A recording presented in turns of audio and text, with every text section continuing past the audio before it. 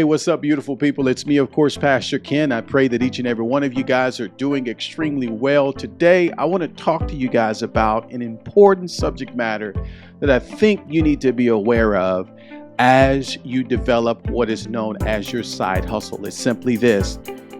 Does a side hustle brand really matter if it's just something you do on the side? How important is your brand when it comes to that side hustle? This is something that I want to talk to you guys hustle. Now, let's first talk about what a side hustle is.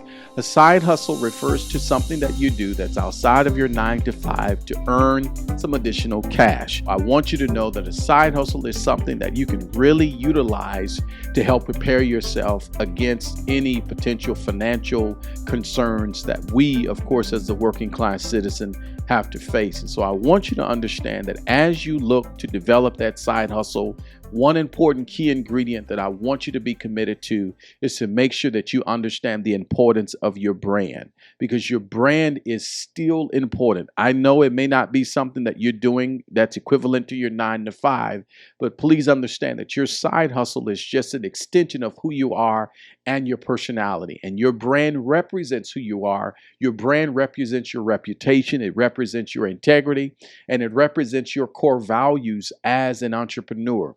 And although it's a side hustle, I still view you as an entrepreneur. Anything that you do to conduct business, or you're transacting services, or you're offering your services or products or solutions to someone, you are classified an entrepreneur. And I want to encourage you to own that and understand that. And so I want to talk to you guys about a few things that you can do to create a personal brand from your side hustle, which leads me to the first point. I want to challenge you to own your niche.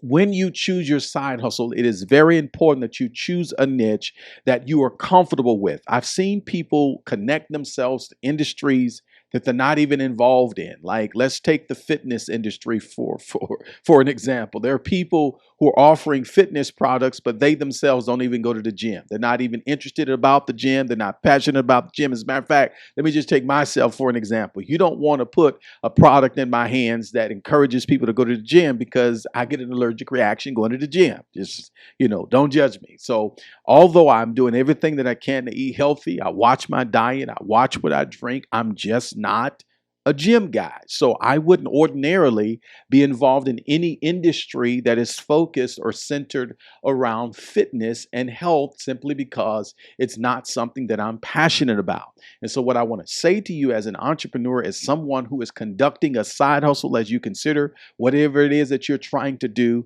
make sure that you own the niche. All right. If you love writing, write. If you love blogging, blog. If you love marketing, market. If you love cooking, cook. Just make sure that it's something that you have to be passionate about, because believe it or not, when people do business with you, they're not doing business with you just because you're offering something. They're doing business with you because they are investing in you. That is why they're choosing to use you than someone else down the street. It's something about you and your connection to the product that they connect to. So just make sure that as you're building your brand with your side hustle, that you do something that you can own your niche in doing just that. Number two, I want to unpack this because this is a key component as you develop your brand with your side hustle, is learn how to tell your story. For creating a personal brand, it is important that you connect with your ideal audience. I talk about audience control in a Mining Your Business blueprint or playbook that I offer to small business owners. It's really a business system or a business model that I believe that every entrepreneur needs to have. And I talk about the importance of audience control, because you can have the right product, your pricing could even be correctly, but if you are marketing your service to the wrong audience, it won't connect. And so you want to make sure that your story connects to your ideal audience. All right. A connection with the audience is only possible when you learn how to tell the story. Explain to me why you're in what it is that you do. For instance, I spend time coaching entrepreneurs and helping them develop profitable businesses that work without wasting time and money. My connection to that is I spent years building businesses that wasted time and money. I mean, hitting brick wall after brick wall. I remember cutting my teeth in real estate some 20 years ago, and I would leave the house every single day in faith, hoping for a deal, hoping for a contract, and didn't get it. And sitting at the business table feeling like I'm being taken advantage of. I put two people together, but the person who doesn't make any money out of the transaction was me because I didn't understand the industry. So I know what it's like to be exasperated with the process of trying to build a business. Hence why I spend time talking to serial entrepreneurs and younger entrepreneurs. When I say younger, I'm not talking about from the demographic of age as I am talking about experience. And so this is why I'm so passionate about talking to entrepreneurs and coaching entrepreneurs, because I know what it's like to not have the support and not have the help. This is why I have the Minding Your Business products and things that I offer. This is one of the reasons why I have I Am Pastor Ken University. It's simply because I want to help people win as they build their business. You got to ask yourself, why do you do what you do? And then connect a personal story to that. Please share your personal experience, because your pains is going to connect to someone, and then what your solution is going to be the fix to their problem. All right. So learn how to tell a story. Number three. This is an important one, guys, because I think we don't understand this as it relates to branding. You must have a content strategy. Listen, just simply getting on Facebook or Instagram, TikTok, posting random videos with no research behind it yields no fruit. Okay. So as a business owner, you want to make sure that you are being extremely intentional about your content development. When you're creating content for your side hustle, ensure that there's a content strategy in place. And you want to do this, something that I do at the start of every single month. For instance, the month of July, this is July of 2022. I started doing research as it relates to side hustles in America. I'm figuring out the best side hustles for college students, side hustles for individuals who are under the age of 30, side hustles for individuals who may be elderly. What do people want to know about side hustles? Why am I talking about side hustles? It's because the market demands the conversation, that we have the conversation, because we are at the brink of a recession. So guess what? Since I'm all for helping people, since I'm all for helping entrepreneurs, I want to find a way to take what's known as the working class citizen, because there are people who love their job, but the truth is these jobs are not loyal. So in the moment a recession happens, the moment they don't get the numbers that they want to get, as a matter of fact, here in the Dallas-Fort Worth area, a major mortgage company just laid off 80% of its staff because of the hike of interest rates.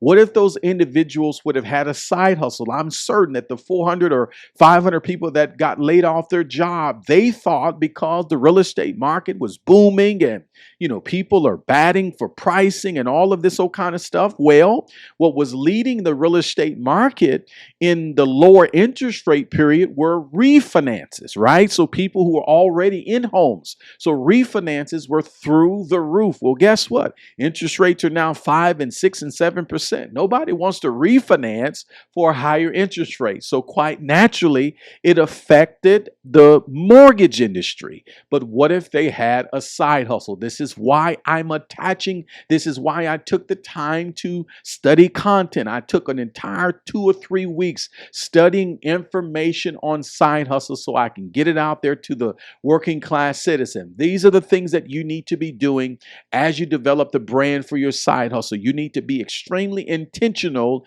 in your content strategy. Another thing that I want to talk to you guys about, and then I'm going to cut it right here. I want you to prioritize your side hustle.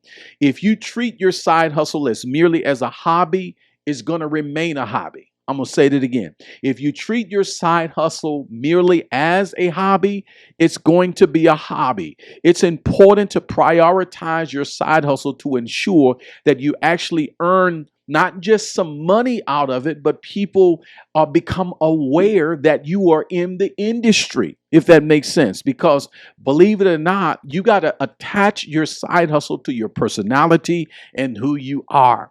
And know this, that as you're looking to develop your side hustle, just know you need to prioritize it, which means you need to take it beyond the hobby. Be intentional, which means that with your side hustle, if that's, I don't know if there's investing, or I don't know. I know a popular thing right now is there are a lot of people who are doing, financial investments, and they're signing up for some of the, the leading financial investment firms here in the U.S. and many of them leave my mind, but there's one in particular that I'm thinking of that's at the tip of my mind that I can't think of right now. But I'm finding that a lot of people are actually signing up with them, and so I would encourage you guys. Listen, tell yourself that I'm going to invest between 10 to 15 hours a week in my side hustle. And in that side hustle, the two things that you want to focus on is you want to focus on systemization and communication. Those two things, systemization and communication. You want to find a way with your side hustle to become extremely systematic in what it is that you do. And then number two, you want to work on your communication and your side hustle. Just because it's something that's on the side that you do after 5, it does not mean that your customer should have to wait to after 5 to hear from you. There are systems you can put in place, maybe a text campaign or an email nurturing system, or maybe developing a funnel, or maybe you need to hire a virtual assistant, or maybe you just need to put some SMS marketing in place where your people know that you are very much available, although you're working a 9 to 5. I want to encourage you to understand that your brand is everything, and you must connect a brand to your side hustle if you want to stay in this thing for the long term. I pray that this information helped you. If it was of any benefit to you, go ahead and click subscribe at the bottom of the link here, and I would love to stay connected and plugged in with you. And also do me a favor, drop a comment and share your greatest takeaway.